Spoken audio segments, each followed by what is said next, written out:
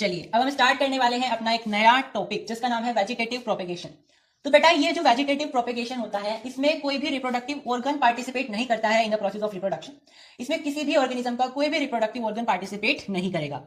ये या तो नेचुरली होंगे या हम मैनुअली करेंगे इनको, ठीक है। मतलब बेसिकली इसमें यू कैन से टेक्निकली होता है काम, ठीक है। आपने इसको सबसे ज्यादा बल्कि इसको ऑब्जर्व किया होगा, है ना। प्लेन एरिया को कौन देख रहा है जाके भाई, वो तो खुद ही आंखों से नहीं दिखाई देगा आपको। और फ्रेगमेंटेशन कौन ऑब्जर्व कर पा रहा है, बहुत कम। लेकिन ये जो चीजें हैं वेजिटेटिव प्रोपेगेशन, ये आप डेली लाइफ में देखते हो। और अकॉर्डिंग टू सीबीएसई जो क्वेश्चन आपके आएंगे वो कहां से आएंगे, वो आपको रिलेट करवाते हुए आएंगे जो आप डेली लाइफ में देखते हो।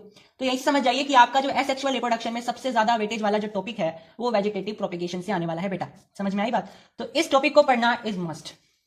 तो बेसिकली इस मेथड में जो बेसिक लाइन आप बोल सकते हो, बहुत सारे तरीके से आप कर सकते हो इसको वेजिटेटिव प्रोपेगेशन को, ग्राफ्टिंग से, कटिंग से, और भी बहुत सारे तरीके होते हैं, थ्रू लीव्स, थ्रू स्टेम्स। लेकिन जो basic definition you can say is that in this new plants are obtained from parts of old plants. यानी कि पुराने प्लांट्स, मतलब जो एग्जिस्टिंग प्लांट्स आपके पास हैं, उन एग्जिस्टिंग प्लांट्स की मदद से आप नए प्लांट्स को ऑब्टेन कर सकते हो, नए प्लांट्स को प्रोड्यूस करवा सकते हो। कैसे? ओल्ड प्लांट के कुछ पार्ट से। क्या हो सकते हैं वो पार्ट? उस पुराने प्लांट मतलब एग्जिस्टिंग प्लांट की स्टेम भी हो सकती है, रूट भी हो सकती है, या लीव भी हो सकती है, ठीक है। लेकिन इसमें आप किसी भी रिप्रोडक्टिव ऑर्गन का इस्तेमाल नहीं करने वाले। समझ में आई बात। तो बेटा ये जो प्रोसेस होता है इसमें आप क्या करते हो, आप एग्जिस्टिंग प्लांट्स की मदद से नए प्लांट्स को प्रोड्यूस करवाते हो। वो खुद भी कर सकता है, I am just saying like हम करवा रहे हैं, हम भी करवाते हैं मैनुअली, लेकिन वो खुद भी कर सकता है, ठीक है। कैसे होगा? एग्जिस्टिंग प्लांट की कुछ पार्ट से, जैसे लीव्स भी हो सकती है, स्टेम भी हो सकती है, आपके रूट भी हो सकती है, उनकी मदद से आप नए ऑर्गेनिजम्स को, नए प्लांट्स को जन्म दे सकते हो। दूसरी बात, ये केवल और केवल प्लांट्स में होगा, एनिमल्स में नहीं होने वाला। आपने ऑब्जर्व किया होगा कि अगर आपके मैदानी इलाके में कहीं पे जो घास लगा हुआ होता है छोटा छोटा सा, वो सूख जाता है, लाइक वो मतलब थोड़ा सा उखड़ गया है, उखड़ा उखड़ा सा हुआ है, ठीक है, जमीन से थोड़ा सा अलग भी हो गया है, सूख सी गया है थोड़ा। लेकिन जैसे ही बारिश होगी आप क्या ऑब्जर्व करोगे, 2-3 दिन बाद वो हरा हरा दिखाई देने लगता है। वो जो उसमें से कुछ स्टेम्स उखड़ी हुई भी थी वो भी अब अटैच हो जाएंगी जमीन से, और वो भी हरी हरी सी दिखने लगती है ना। तो ये भी एक एग्जाम्पल होता है वेजिटेटिव प्रोपेगेशन का, और ये बहुत इंपॉर्टेंट एग्जाम्पल होता है, ठीक है। कि भाई जो आपका मैदानी इलाका था उसमें कुछ आपकी स्टेम्स, घास की कुछ स्टेम्स उखड़ी हुई थी, लेकिन जैसे बारिश हुई, बारिश से वो क्या हो गया, रिस्टोरेशन प्रोसेस स्टार्ट हो गया। वो स्टेम जमीन से अटैच हो जाएगी, उसे पानी मिल जाएगा, उसे अपनी सर्वाइविंग कैपेबिलिटीज के लिए जो भी चीजें हैं वो मिल जाएंगी, और वो दोबारा से प्रोपेगेट होना स्टार्ट हो जाएगी, ठीक है। तो ये भी आप बोल सकते हो कि एग्जांपल होता है किसका, वेजिटेटिव प्रोपेगेशन का। अच्छा, जो आपने सबसे ज्यादा ऑब्जर्व किया होगा रूट्स के, स्टेम्स के द्वारा आप करते हो। लाइक आपने क्या किया, पड़ोस की आपको गुलाब का फूल पसंद आया है और आपको वो चाहिए, लेकिन पड़ोसी तो आपको नहीं देंगे। आपने क्या किया, चोरी से जाकर के उनकी स्टेम को काट लिया, उनकी स्टेम मतलब रोज की स्टेम, रोज के स्टेम को काट लिया और अपने जो है घर पे प्लांट कर दिया, और वो स्टेम चल भी जाती है मोस्ट ऑफ द केसेस में, ठीक है। तो रोज को आप बोल सकते हो, थ्रू स्टेम भी आप कर सकते हो, इवन रोज को आप ग्राफ्टिंग से भी करते हो। ग्राफ्टिंग बहुत अच्छा मेथड है, ग्राफ्टिंग को हम आगे देखेंगे, ग्राफ्टिंग बहुत इंपॉर्टेंट है। लेकिन ऐसे भी तो आप कर सकते हो स्टेम से। इसके अलावा मनी प्लांट, मनी प्लांट भी ऐसे होता है। आपने क्या किया, स्टेम काटी, उसको बोतल में लगा दो, चाहे जमीन में नहीं लगाना, अगर बोतल में लगा दो पानी भर के, वो वहां भी चल जाती है। जमीन में लगाना है और भी बढ़िया है, ठीक है। इस तरीके से होता है स्टेम से। और लीव्स के थ्रू भी होता है बेटा, लीव्स के थ्रू होता है, एग्जाम्पल पूछ लिया जाता है लीव्स के थ्रू। तो भाई लीव्स के थ्रू आपके 3-4 एग्जाम्पल होते हैं, बायरोफेलम, बेगोनिया, केलेंचोए, ये कुछ एग्जांपल्स होते हैं, ठीक है। लीव्स के थ्रू भी आप वेजिटेटिव प्रोपेगेशन कर सकते हो। अच्छा, इस चीज का मतलब क्या है वेजिटेटिव प्रोपेगेशन होने का लीव्स के थ्रू? मतलब आप इसकी प्लांट की कोई भी लीव तोड़ोगे और उसको जमीन में लगा दोगे तो वो प्लांट बनने लगेगा। कुछ दिन में वो एक पत्ती प्लांट के रूप में निकल करके आ जाएगी, ठीक है। स्टेम का मतलब क्या है, आपने कोई स्टेम तोड़ी, उसको जमीन में लगाया, कुछ दिन बाद वो एक स्टेम, एक टहनी, एक प्लांट के रूप में उग के आ जाएगी, ठीक है। तो मतलब आप छोटे छोटे से प्लांट को यूज करके, छोटे छोटे प्लांट के पार्ट्स को यूज करके आप प्लांट को बना रहे हो, ठीक है। समझ रहे हो कि आपने क्या किया, प्लांट के कुछ पार्ट्स लिए, उनको आपने प्रोपेगेट करा और उनकी मदद से आपने कोई इंडिविजुअल प्लांट को ला करके खड़ा कर दिया। Is it clear? तो आपने क्या किया, प्लांट के पार्ट से नए प्लांट बना दिए। समझ में आई? यानी जो पत्ती कल को झड़ के नीचे गिर जाती, आपने उसी पत्ती को नीचे लगा दिया जमीन में, और वो पत्ती आज एक प्लांट के रूप में खड़ी है, ठीक है। तो इसको आप बोलते हो वेजिटेटिव प्रोपेगेशन। बहुत सारे तरीके का होता है बेटा, ये तो एक एग्जांपल है, स्टेम का हो गया, लीफ का हो गया। अभी हम सारे मेथड देखने वाले हैं। चलिए, इसके बाद है ट्यूबर्स। ट्यूबर्स क्या होते हैं उसको समझ लेते हैं पहले, और ये 2 तरीके का होता है, उसके बाद हम देखेंगे। पहले समझ लेते हैं कि आपका ट्यूबर्स होता क्या है। तो बेटा जो आपकी ट्यूबर्स होती है, सबसे पहली बात तो वो एक अंडरग्राउंड स्टेम भी हो सकती है, या फिर अंडरग्राउंड रूट भी हो सकती है। मतलब कि वो एक स्टेम भी हो सकती है, वो एक रूट भी हो सकती है, ठीक है। लेकिन वो अंडरग्राउंड होगी, मतलब कि धरती के नीचे होगी, ठीक है। रूट भी हो सकती है, स्टेम भी हो सकती है। हजम होना थोड़ा सा अजीब होगा आपके लिए कि स्टेम अंडरग्राउंड, जी हाँ, स्टेम भी अंडरग्राउंड हो सकती है, रूट भी अंडरग्राउंड हो सकती है। आप उसको ट्यूबर कब बोलोगे? ट्यूबर तब बोलोगे अगर कोई रूट या स्टेम अंडरग्राउंड है, थोड़ी सी थिक है, और वो थोड़ी सी स्वलन भी है, फूली हुई सी है। क्यों है फूली हुई? क्योंकि उसके अंदर कुछ स्टोर्ड फूड है, प्लांट का बनाया गया स्टोर्ड फूड है। आपने देखा होगा ना। अच्छा, फल वगैरह क्यों लगते हैं? क्योंकि प्लांट क्या करता है, अपने ग्लूकोज को स्टोर करना स्टार्ट कर देता है एक जगह पर। स्टोर करते करते वो फ्रूट वगैरह बनने लगते हैं, फूड वगैरह बनने लगते हैं, जो प्लांट वगैरह हमें प्रोवाइड कराता है। इसी तरीके से ट्यूबर्स वो अंडरग्राउंड स्टेम या रूट्स होती हैं जो कि अपने अंदर कुछ स्टोर्ड फूड को कंटेन करती हैं, उन्हीं को आप ट्यूबर्स बोल देते हो। अब मैंने आपको बताया कि ट्यूबर्स या तो स्टेम हो सकती है या रूट भी हो सकती है, तो इसी के बेसिस पर इसकी क्लासिफिकेशन कर दीजिए। तो जो आपकी ट्यूबर्स है बेटा, वो आपकी दो कैटेगरी में डिवाइड हो सकती है, स्टेम ट्यूबर्स और रूट ट्यूबर्स।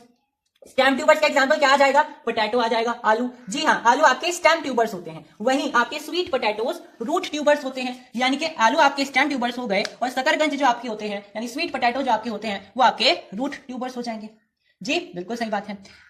अब यहाँ पे क्या होता है ट्यूबर्स में, इसका स्ट्रक्चर समझने की कोशिश करिए। अगर आपने कभी आलू को देखा होगा, ऑफकोर्स की बात है देखा होगा, तो उस पर आपने देखा होगा छोटे छोटे से निशान बने हुए थे। लाइक इस तरीके से, मान लीजिए कोई आलू है तो इसके ऊपर कुछ इस तरीके से निशान बने हुए होते हैं, ठीक है। ये इसकी आई होती है, इन्हें ट्यूबर्स की आई कहा जाता है। इसमें से छोटे छोटे से रूट्स निकलना स्टार्ट हो जाती हैं, यू कैन से इसमें छोटी छोटी सी मोले निकलना स्टार्ट हो जाती हैं, न्यू ग्रोथ छोटे छोटे से प्लांट निकलना स्टार्ट हो जाते हैं। अब इस चीज का फायदा उठा सकते हो। कैसे? आप इतने हिस्सों को काट लीजिए, कई कई हिस्सों में आप इनको काट सकते हो, और एक आलू से आप 5-6 आलू के पेड़ बना सकते हो। इनको आप काट करके जमीन में लगा दीजिए, कई आलू आपके उग जाएंगे। दूसरी बात, ये फास्ट तरीका होता है। किससे ज्यादा फास्ट होता है? अगर आप बीज से इनको उगाओगे। कहने का मतलब है कि अगर आप आलू का बीज वगैरह लेकर के आओगे, उनको फिर सोन करोगे, फिर उनसे उम्मीद करोगे कि आपको जल्दी जल्दी आलू प्रोवाइड करा दें, तो ऐसा होगा नहीं। जल्दी तो नहीं होंगे। किसके कंपैरिजन में? इनके कंपैरिजन में। आप क्या करो, आलू को थोड़ा सा आप थोड़े दिन रख के रखो। जैसे आप उनको रख के रखोगे थोड़ा सा ह्यूमिड क्लाइमेट में, उनमें से मोले निकलने लगेंगी, जड़ें निकलने लगेंगी, प्लांट लाइक स्ट्रक्चर निकलने लगेंगे। आप क्या करो, फिर उतने उतने हिस्सों में इनको काट लो, ठीक है। अगर आपकी 10 मोले निकल रही हैं तो हाँ, इसका मतलब ये नहीं कि आपको 10 आलू वहां से मिल जाएंगे, मतलब आपको 10 पार्ट में इसको काटना है। आप 5-6 पार्ट्स में इसको काट सकते हो, और 5-6 पार्ट्स में काट करके आप इंडिविजुअली हर एक को जमीन में सोन कर सकते हो, और फिर वो आपको आलू प्रोवाइड कराएंगे। अब ये जो तरीका है, ये फास्टर तरीका है। क्या करने का? आलू को ऑब्टेन करने का। आलू कह लीजिए, स्वीट पोटैटो कह लीजिए, ट्यूबर्स को ऑब्टेन करने का बेसिकली। तो ट्यूबर्स का क्या फायदा होता है बेटा? ट्यूबर्स का यही तो फायदा होता है कि आप विदाउट सीड आप प्लांट्स को ऑब्टेन कर सकते हो। यही तो वेजिटेटिव प्रोपेगेशन है बेटा, यही तो वेजिटेटिव प्रोपेगेशन है। ये तो मैंने आपको ट्यूबर्स के बारे में थोड़ी सी जनरल नॉलेज दी थी। वेजिटेटिव प्रोपेगेशन क्या है? वेजिटेटिव प्रोपेगेशन यही तो है कि आपने क्या किया, आलू को कुछ दिन ह्यूमिड क्लाइमेट में रखा। नहीं भी रखोगे तो आप ऑब्जर्व करने लग जाओगे कि उनमें कुछ दिन में थोड़ी सी जड़ें वगैरह उगनी स्टार्ट हो जाती हैं, जिनको आप इंडिविजुअली काट करके पीसेस में आप सोन कर सकते हो, और फिर वो इंडिविजुअल प्लांट्स में आपके उभर करके आएंगे और आपको आलू वगैरह या ट्यूबर्स वगैरह प्रोवाइड कराएंगे, ठीक है। इस तरीके से आप देख सकते हो। तो भाई ट्यूबर्स आपके दो तरीके के होते हैं, स्टेम ट्यूबर्स या रूट ट्यूबर्स। स्टेम ट्यूबर्स का एग्जांपल आ जाएगा पोटैटो, रूट ट्यूबर्स का एग्जांपल आ जाएगा स्वीट पोटैटो। इस तरीके से आप इनको क्लासिफाई करोगे। अब ट्यूबर्स के पास होते हैं कुछ आई, यानी कि इस तरीके के निशान, जो कि आने वाले समय में आपको छोटे छोटे से जड़ें इसमें से निकलती हुई दिखाई देंगी, जिनको आप काट करके सोन कर सकते हो और वो आपको इंडिविजुअल प्लांट के रूप में दिखाई देने लगेंगी, ठीक है। That is what the vegetative propagation in tubers. इसके बाद आपने देखा होगा, जब आप जैसे अमरूद का पेड़ होता है, अमरूद का पेड़ अगर आप लगाते हो, वो बड़ा हो जाता है काफी, तो उसके नीचे से छोटी छोटी सी उसकी जड़ में से छोटे छोटे से प्लांट निकलने लगते हैं। वो उसकी जड़ से ही जुड़े हुए रहते हैं, लेकिन कहीं ना कहीं अलग से दिखाई देते हैं, है ना। देखा होगा आपने, नोटिस किया होगा, ना केवल अमरूद के पेड़ में, बाकी के पेड़ों में भी आपने ऑब्जर्व किया होगा। तो आप क्या कर सकते हो, उसको अलग करके सेपरेट करके उसको अलग से लगा सकते हो, ठीक है। उसको अलग से लगा सकते हो, वो अलग अलग पेड़ बन जाएगा, ठीक है। इसको बोलते हैं रूट के द्वारा आप प्रोपेगेट कर सकते हो। ये काम आप गवाह में भी कर सकते हो, बायरोफाइलम में भी कर सकते हो। बायरोफाइलम में आप क्या करते थे? जी हाँ, लीव्स के थ्रू भी करते थे, लेकिन इसको आप रूट के थ्रू भी कर सकते हो। तो ऐसा हो सकता है, एक पेड़ को प्रोपेगेट करने के कई तरीके हो सकते हैं। लाइक बायरोफाइलम को आप लीव से भी कर सकते हो, रूट से भी कर सकते हो। रोजेस को आप स्टेम से भी कर सकते हो, और आगे देखेंगे हम ग्राफ्टिंग से भी कर सकते हो, ठीक है। लिली को भी आप ऐसे कर सकते हो। स्ट्रॉबेरी भी होती है, उसको भी आप रूट से प्रोपेगेट कर सकते हो, ठीक है। तो ये जो तरीके हैं, ये नेचुरल तरीके हैं, ठीक है। ये जो तरीके थे मैंने बताया आपको, ये नेचुरल तरीके थे। इसमें नेचुरल ही आपको एक इंडिकेशन मिल जाएगा, बस आपको थोड़ा सा मैनुअल वर्क करना पड़ेगा। लाइक आपके पास आलू था, आलू पे जड़ें निकलने लगेंगी, जड़ें निकलने का कोई आपने मेहनत करी नहीं, वो तो खुद ब खुद निकल गई आलू के ऊपर। आपने क्या किया, बस उसको छोटे छोटे पीसेस में काट दिया जहां जहां जड़ निकली हुई थी, और आपने उसको बो दिया। जस्ट लाइक आपके पास ये आलू था, इसके ऊपर ये 2 आई निकली, आपने 2 हिस्सों में इसको काट दिया, तो आपके पास 2 आलू आ गए। इस तरीके से आपने दोनों को बो दिया, और यहां से आपके 2 आलू के पेड़ निकल करके आ गए। समझ में आई बात? तो आपने क्या मेहनत करी? आपने तो बस इतनी मेहनत करी, इसको काट दिया, लेकिन आलू ने अपने ऊपर जड़ें तो खुद ब खुद बनाई ना, उसमें आपकी तो कोई मेहनत नहीं थी। तो ये जो मैंने आपको तरीके बताए अभी तक, चाहे वो ट्यूबर्स का हो, चाहे वो मनी प्लांट का हो, ये सब उनके नेचुरल थे। भाई मनी प्लांट में आपने क्या किया, बस उसकी स्टेम को काट दिया, अलग से लगा दिया। क्या आपने स्टेम बनाई थी? खुद नहीं बनाई थी ना, बस आपने क्या किया, उसको काट करके लगा दिया। ना आपने कुछ मिक्सिंग करी, ना आपने कोई हाइब्रिडाइजेशन करा, कुछ भी नहीं करा, आपने सिंपल उसको काटा और लगा दिया, दैट इज इट, ठीक है। तो ये थे आपके नेचुरल तरीके, मतलब नेचुरली प्लांट अपने आप को प्रोपेगेट कराने की आपको इंडिकेशन दे रहा है, आप कर सकते हो। लेकिन कुछ आर्टिफिशियल तरीके भी होते हैं, कुछ आर्टिफिशियल तरीके भी होते हैं बेटा। क्या? कटिंग हो सकता है, ग्राफ्टिंग हो सकता है, लेयरिंग हो सकता है। ये 3 तरीके होते हैं आर्टिफिशियल। इसके अलावा एक टिश्यू कल्चर भी आता है, वो भी आर्टिफिशियल है। ठीक है, तो ये तरीके हैं जिसमें आपको थोड़ी मेहनत करनी पड़ेगी बेटा। इसमें आप क्या कर रहे थे, इसमें आपने प्लांट की रूट के नीचे देखा कि अच्छा अमरूद के पेड़ के नीचे एक और अमरूद का पेड़ निकलते हुए दिखाई दे रहा है, इसको अलग कर दीजिए, इसको अलग करके एक अलग पेड़ में तब्दील करते हैं, इसको अलग अलग लगा दीजिए दूसरे कॉलम में, तो अलग पेड़ बन जाएगा। आपने इसमें कोई मेहनत करी ही नहीं, मतलब ज्यादा मेहनत नहीं करी। लेकिन अब जो आपके पास मेथड आने वाला है वो है आर्टिफिशियल वेजिटेटिव प्रोपेगेशन, जिसमें प्रैक्टिकली आपको थोड़ी सी मेहनत करनी पड़ेगी। ठीक है, तो चलिए इसको पढ़ना स्टार्ट करते हैं। तो भाई आर्टिफिशियल प्रोपेगेशन के आपके पास 3 तरीके होते हैं बेसिकली, कटिंग, ग्राफ्टिंग और लेयरिंग। कटिंग को आप कुछ हद तक बोल सकते हो आर्टिफिशियल होता है, नहीं तो ये भी बल्कि नेचुरली आप बोल सकते हो। कटिंग में क्या होगा भाई, कटिंग में आप क्या करोगे, आपने कोई भी प्लांट लिया, उसकी कटिंग करी, मतलब कटिंग इन द सेंस आपने उसकी स्टेम काट ली और उसको अलग से आपने लगा दिया, तो वो हो गया आपका प्रोपेगेशन। ठीक है, इसके एग्जाम्पल आप बोल सकते हो रोज में, शुगर केन में, बनाना में, कैक्टस में, ये सब में आपको देखने को मिलता है। तो कटिंग आप कब करते हो, जब आपको लगता है कि हमारे पास कोई पर्टिकुलर पेड़ है और इसके जैसे बहुत सारे पेड़ होने चाहिए। लाइक आपके पास कोई पीले गुलाब का फूल है, पीले रंग के गुलाब का फूल है, का पेड़ है, आप चाहते हो कि ऐसे बहुत सारे पेड़ हों, तो आप क्या करोगे, कटिंग के मेथड से उनको प्रोपेगेट करना स्टार्ट कर दोगे। आप चाहोगे कि इसमें से बहुत सारी टहनियां आप तोड़ लो और फिर उनको अलग अलग लगा दो, आपके पास बहुत सारे गुलाब के पेड़ हो जाएंगे। ठीक है, तो आप किस उद्देश्य से करते हो ये चीज, एक तो जल्दी उग जाएगा, है ना, जाहिर सी बात है, आप टहनी लगा दोगे तो जल्दी उग जाएगा, नहीं तो आप शुरुआत करोगे तो बहुत टाइम लगेगा, है ना। अगर आप टहनी लगाओगे तो कंपेरेटिवली ज्यादा टाइम लगना है, ये तो ऑब्वियस सी बात है। दूसरी बात, इससे आपको फायदा हो जाएगा कि आपके पास जिस तरीके से आप चाहते थे कि पीले रंग का गुलाब मेरे पास ज्यादा संख्या में हो, तो वो ज्यादा हो जाएगा, है ना। तो इसमें बेसिकली आप एक ही तरह के प्लांट को कई तरीके से कई क्वांटिटी आप बढ़ा सकते हो उसकी। ठीक है, इसमें आपको कोई मॉडिफिकेशन नहीं करना है, हाइब्रिडाइजेशन नहीं करना है। आप सिंपल क्या करोगे, आपने प्लांट लिया, उसको कटिंग वगैरह ली करी, उसको लगा दिया कई हिस्सों में, आपके पास बहुत सारे प्लांट हो जाएंगे ऐसे ही। ठीक है, आप ये कैक्टस में भी कर सकते हो, केले के पेड़ में भी कर सकते हो, ये सब एग्जाम्पल्स इसके हैं। इसके बाद आता है, चलो पहले लेयरिंग पढ़ते हैं, ग्राफ्टिंग उसके बाद सुकून से पढ़ेंगे। ग्राफ्टिंग इसमें सबसे ज्यादा इंपॉर्टेंट है, पहले लेयरिंग पढ़ते हैं, उसके बाद ग्राफ्टिंग बताएंगे आपको। अब लेयरिंग क्या होता है उसको समझते हैं।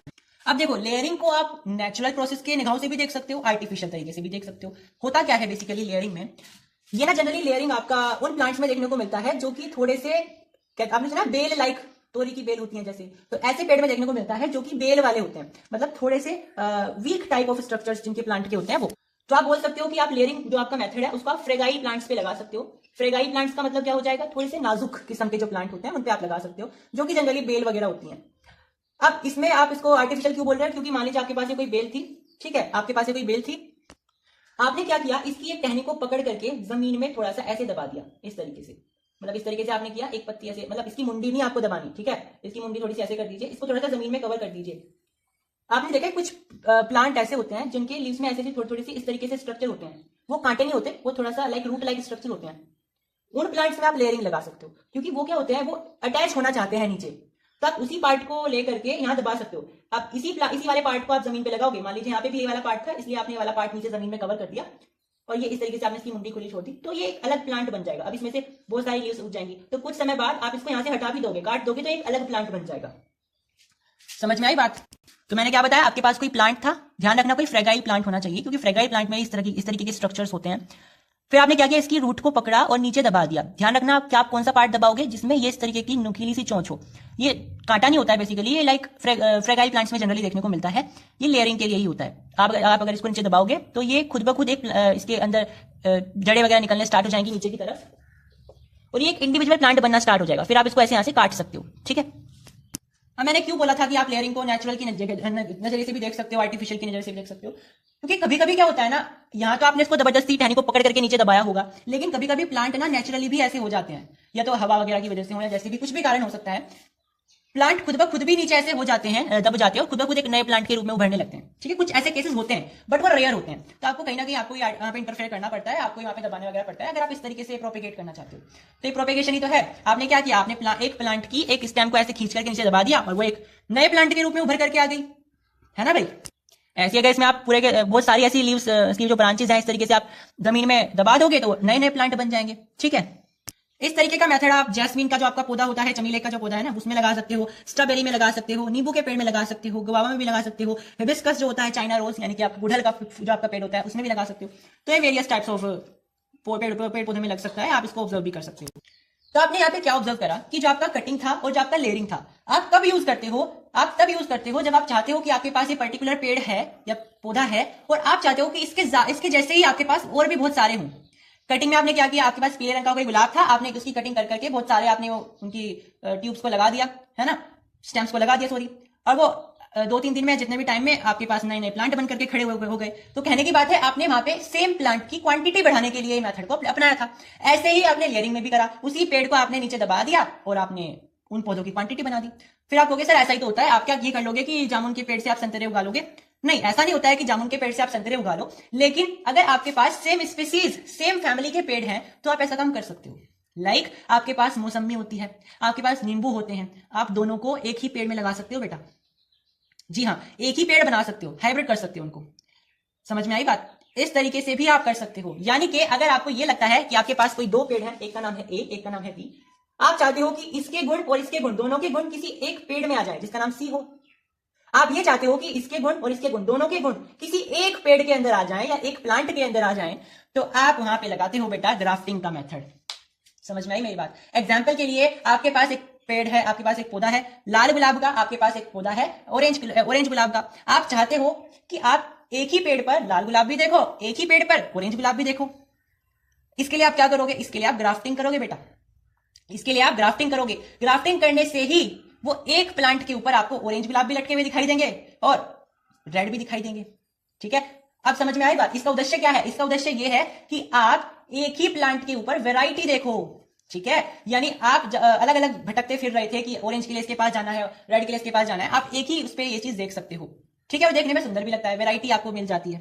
अब ये कैसे किया जाता है उसको हम देखेंगे, लेकिन ये जो मेथड है ये आप फूल वाले पेड़ में भी लगा सकते हो और फल वाले पेड़ में भी लगा सकते हो। मतलब फूलदार भी और फलदार पेड़ में भी आप लगा सकते हो। फलदार में पता है क्या फायदा होगा? ग्राफ्टिंग के मेथड से मोस्ट ऑफ द केसेस में बीज वाला जो झंझट होता है ना, वो गायब हो जाता है बेटा।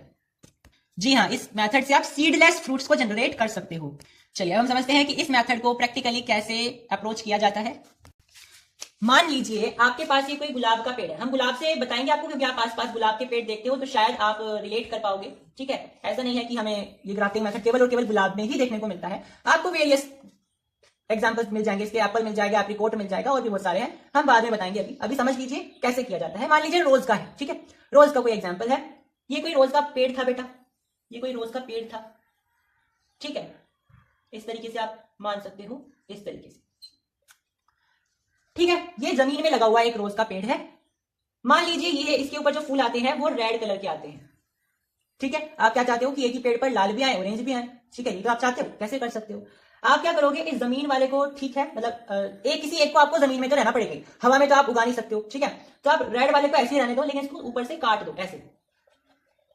यानी जड़ तो रोज वाले की, रेड वाले की होगी, लेकिन ऊपर से आप इसको हटा दो। अब आप लेकर के आओ स्टेम ऑरेंज वाले की।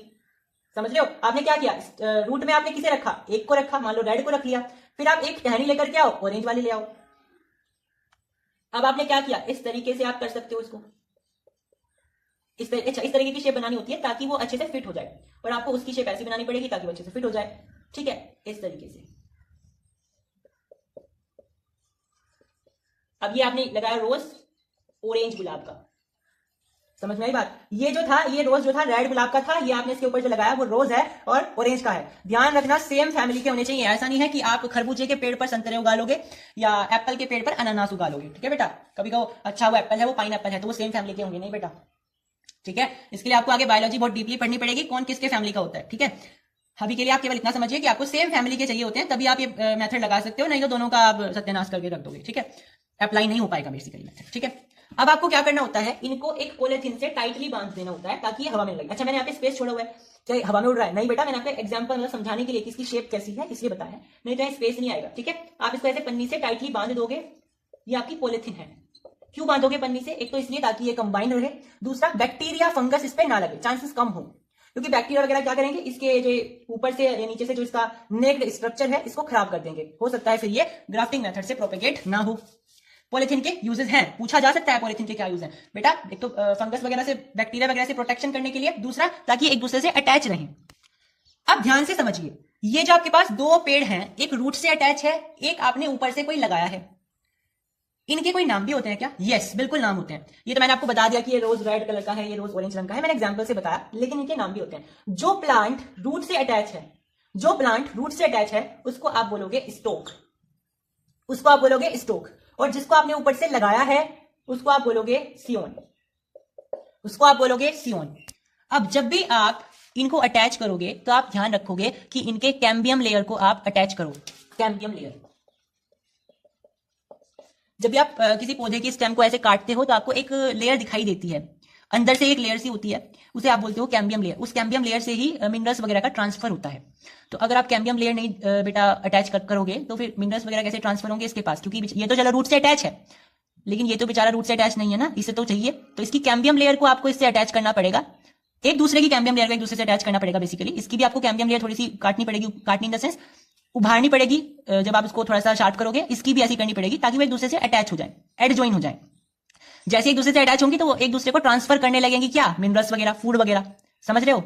क्योंकि बेटा कैम्बियम लेयर ही एक ऐसी लेयर होती है प्लांट में जो कि फूड वगैरह के ट्रांसफर ग्रोथ में हेल्प करती है। तो अब होगा क्या, ये जो ऊपर वाला सियोन है ये ग्रो तो करेगा कंटिन्यूसली, इसके ऊपर पत्तियां आएंगी, लेकिन उन पत्तियों की ग्रोथ के लिए इसे जो फूड मिलेगा, सॉरी एनर्जी मिलेगी, जो वाटर मिलेगा, जो मिनरल मिलेंगे, वो कहां से मिल रहे हैं बेटा, वो इस रूट से मिल रहे हैं। लेकिन ये रूट तो दूसरे प्लांट की थी ना बेटा, क्यों मिल रहे हैं, क्योंकि आपने इसकी कैम्बियम लेयर को उभारा है और वो कैम्बियम लेयर एक दूसरे से अटैच हो गई है। तो आपको ये जादू एकदम से नहीं देखने को मिलेगा, आप कहो कि अभी हमने करें 2 सेकंड बाद ये फूल उगने स्टार्ट हो जाएंगे, नहीं।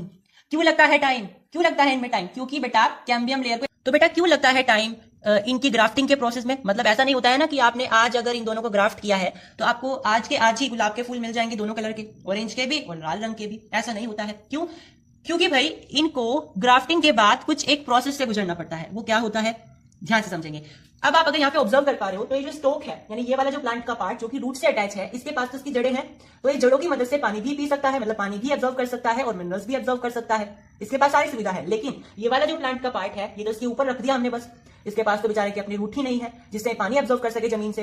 तो यानी हमें एक ऐसा सिस्टम यहाँ पे बनाना पड़ेगा जिससे ये वाला जो प्लांट का पार्ट है सियोन वाला, ये स्टोक से मिनरल्स और वाटर्स ले ले।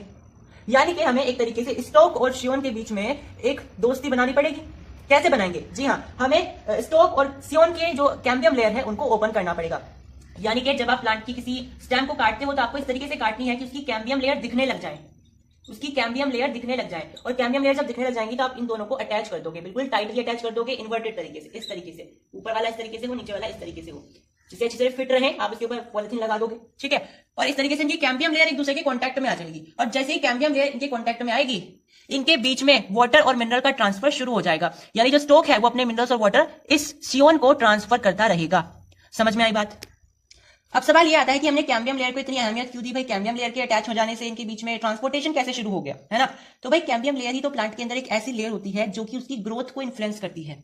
उसी की मदद से तो जो टिश्यूज हैं वो पानी को, मिनरल्स को एब्जॉर्व करने की ताकत बनाते हैं उसके अंदर में, ठीक है, उसको ट्रांसफर करने की एक तरीके से कैपेबिलिटी पैदा करते हैं। तो अगर आप कैम्बियम लेयर को एक दूसरे से अटैच कर दोगे इनमें, यानी इसकी कैम्बियम लेयर को इस वाली कैम्बियम लेयर के से अटैच कर दोगे तो वो एक दूसरे से जुड़ जाएंगी और एक दूसरे को पानी और जो भी सुविधा है वो एक दूसरे को सप्लाई करती रहेंगी, जिससे दोनों ही प्लांट सर्वाइव करने लगेंगे। कुछ दिनों बाद ये दोनों ही प्लांट ग्रो करेंगे, ठीक है। ये ऊपर से ग्रो करता रहेगा क्योंकि अब तो इसे नीचे से मिलता रहेगा ना पानी और खाना पीना जो भी है, क्योंकि इनकी कैम्बियम लेयर अटैच हो गई है। और ये तो ग्रो कर ही रहा था क्योंकि इसकी तो जड़ है ही नीचे। तो दोनों धीरे धीरे ग्रो करेंगी और इनके ऊपर बर्ड्स आएंगे और फिर आपको देखने को मिलेगा कि लाल और ऑरेंज गुलाब दोनों के दोनों गुलाब एक ही पेड़ पर हैं, ठीक है। So that was all in this video. अगली वीडियो में हम टिश्यू कल्चर और सेक्सुअल रिप्रोडक्शन इन फ्लावर के बारे में डिस्कस करेंगे, मतलब प्लांट में सेक्सुअल रिप्रोडक्शन किस तरीके से होता है, पॉलिनेशन क्या होता है, ये सारी चीजें हम डिस्कस करने वाले हैं। तो चैनल को सब्सक्राइब करना बिल्कुल मत भूलिएगा और अपने फ्रेंड्स के साथ शेयर करना भी बिल्कुल मत भूलिएगा। तो तब तक के लिए बाय बाय, सब्सक्राइब कर लीजिए चैनल को, थैंक यू।